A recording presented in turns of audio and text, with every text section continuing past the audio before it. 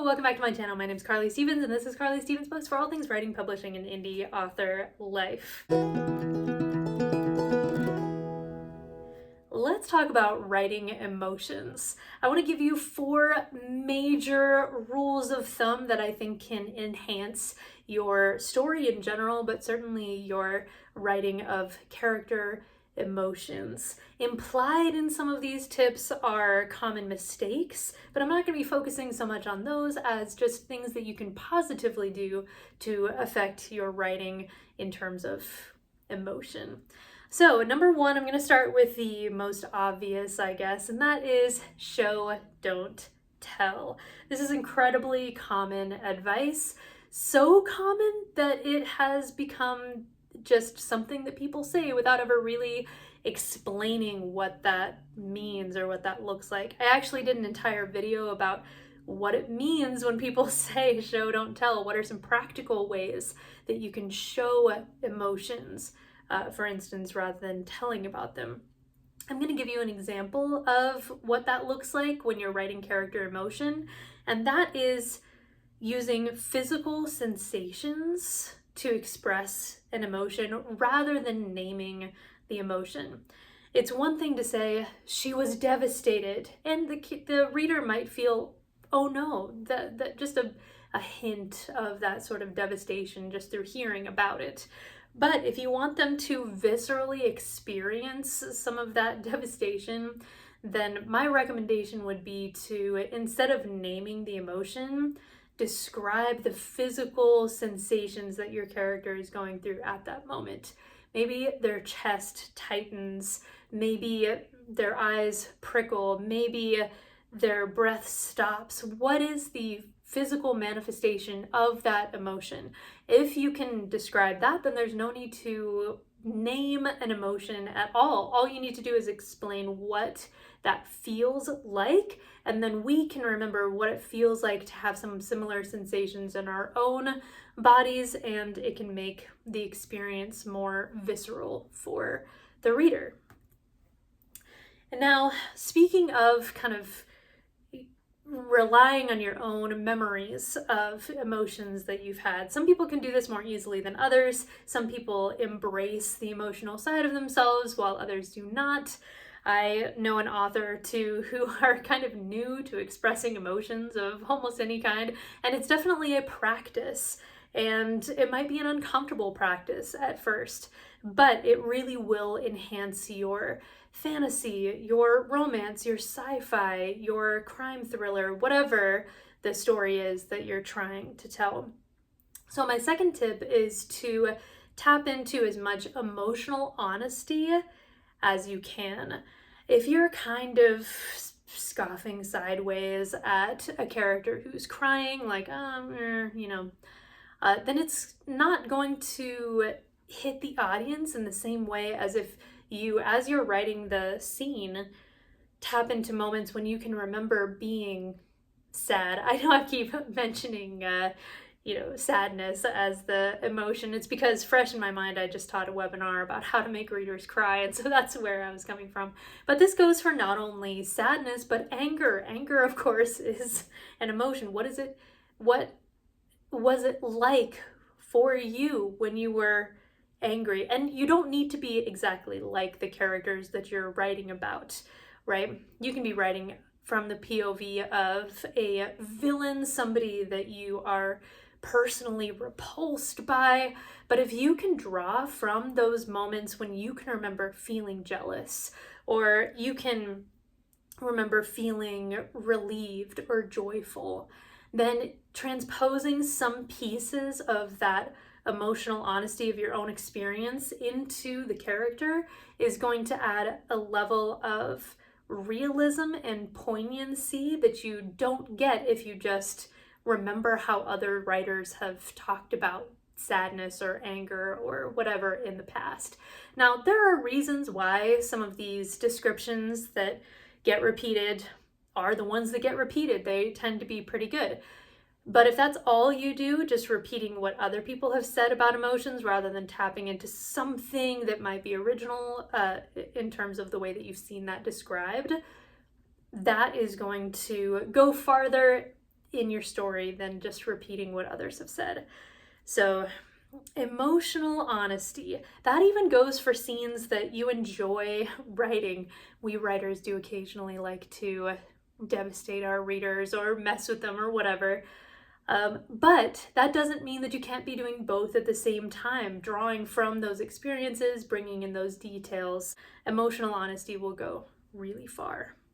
All right, number 3 is use subtext. Subtext, again, kind of like show don't tell, is one of those things that people mention but rarely define. Cue imagery or figurative language in an English class, where it would be nice to know actually what those terms mean, but instead people just end up using them in empty ways more often than not. If you're interested in the definition of imagery or some of these other things, feel free once again to check out my videos on that. But subtext is what is going on below the text, as the word would suggest. So you have what you're saying on the surface, and then what is being implied beneath the surface. So a good conversation in a piece of fiction is not going to necessarily be really straightforward. Everybody's saying exactly what they mean. Everybody's getting to the point. Nobody's being cagey. That is not going to make for compelling writing most of the time, and it's not going to be that realistic to human experience, right? We all have the topics that we don't really want to talk about. We all have the ways that we don't communicate the best. We have all of these understandings that go beyond just the words that we're saying aloud. So when I say use subtext to communicate emotion better, what I mean is don't spell everything out, but leave enough clues for the audience to make a judgment, to figure out kind of what's going on beneath the surface. So, for example, in my webinar about how to make readers cry, which was through Varsity Tutors, so mostly a high school audience. I really enjoy teaching a high school audience.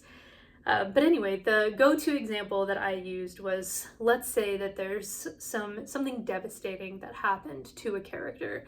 One of their friends has passed, let's say.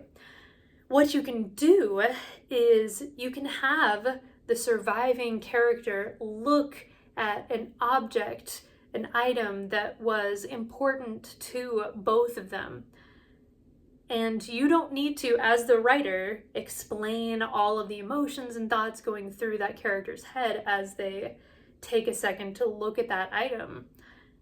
There should be enough subtext, things going on beneath the surface of the text, a dot that the reader can connect back to those moments when that object mattered to the characters, that make the emotion hit harder. Why does the emotion hit harder when the reader needs to make that kind of small leap? It's because it's more like the experience of actually getting to know these people as friends, or enemies, I guess, depending on the character that you're trying to talk about. But it's more like the experience of actually getting to know people.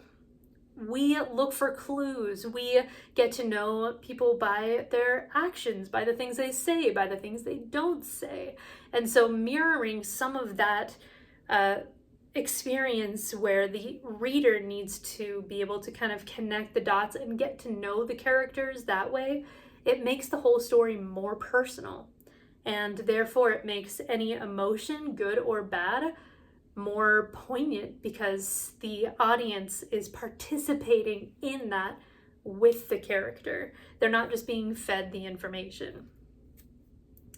So yeah, part of the reason that emotional scenes work is that the reader is invested. And how do you get them invested? You have them kind of meet the characters halfway by connecting some of those dots. So yeah, that can work super well for expressing emotions. And then finally, tip number 4 is don't forget that most emotions are complex. There is such a thing as just pure rage, pure sadness. and that kind of thing. But very often we have conflicting emotions. We can maybe feel joy, but at the same time, a kind of sadness that joy isn't going to last forever. We can experience frustration with somebody, but also the feeling of empathy, compassion, and love because you care about this person. It is, again, a reflection of reality to have characters whose emotions are not one note, but instead multiple exist at the same time, sometimes multiple conflicting emotions existing at the same time. It is possible to, love and hate someone or something. I'm chuckling because Gollum is coming to mind. He hates and loves the ring like he hates and loves himself. But it doesn't need to be something quite that dramatic, that hate love of dark romances and Gollum and all of that. Like, you can, on the one hand, be relieved and frightened. Those things can coexist. It can be the best of times and the worst of times. So look for ways that you can complicate emotions a little bit, just depending on what the circumstance is, and that is going to make your characters and the experience that they're going through really pop. So I hope these 4 tips were helpful for you. If you have questions, of course, let me know. If you're new to the channel, subscribe, like this video if you like it, and I will see you next week for more writing, publishing, and indie author life. Until then, bye.